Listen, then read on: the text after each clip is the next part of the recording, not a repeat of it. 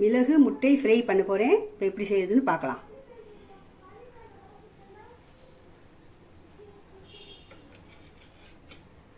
இப்போ கடாய் காஞ்சிச்சு, சூடாயிடுச்சு. அதுக்கு தேவையான அளவு எண்ணெய் ஊற்றிக்கலாம்.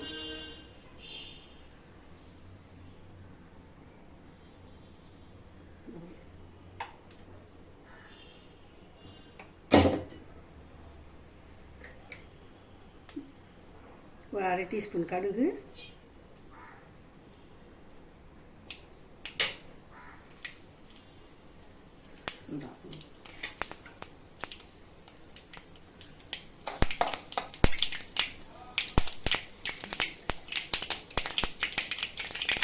ஒரு அரை டீஸ்பூன் உளுந்தம்பருப்பு,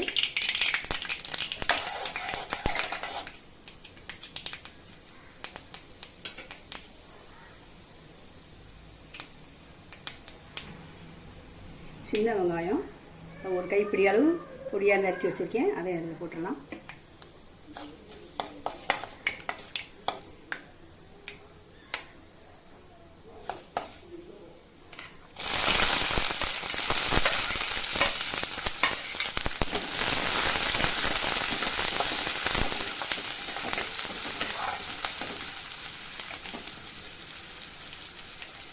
கருவேப்பிலை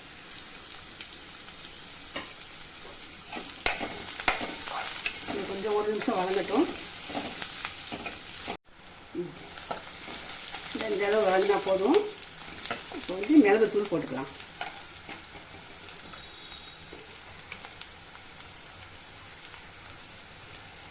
ஒரு இந்த ஸ்பூனில் 2 ஸ்பூன் மிளகுத்தூள் போடுறேன்.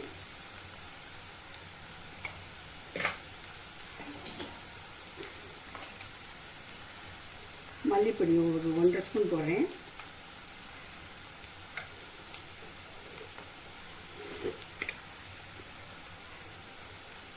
உப்பு தேவையான அளவு.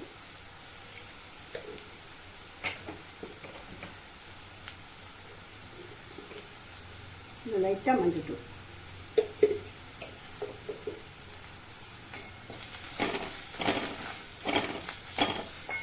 இதுக்கு வந்து மிளகாய் பொடியெலாம் தேவையில்லை. வெறும் மிளகுத்தூள், கொஞ்சம் மல்லித்தூள் தான். இது கொஞ்சம் தண்ணி.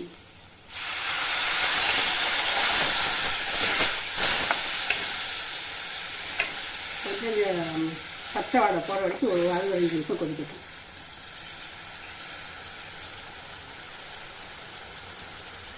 இப்போ 2 நிமிஷம் ஆயிடுச்சு.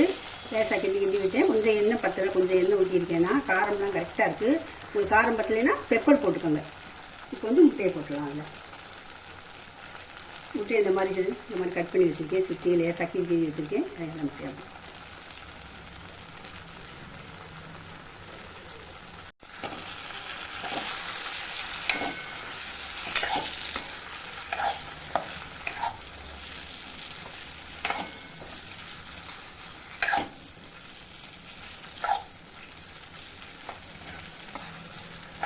இது ஒரு 2 நிமிஷம் இருக்கட்டும். இந்த முட்டையில் எல்லாம் காரம்லாம் போய் இறங்கட்டும். ஒரு 2 நிமிஷம்.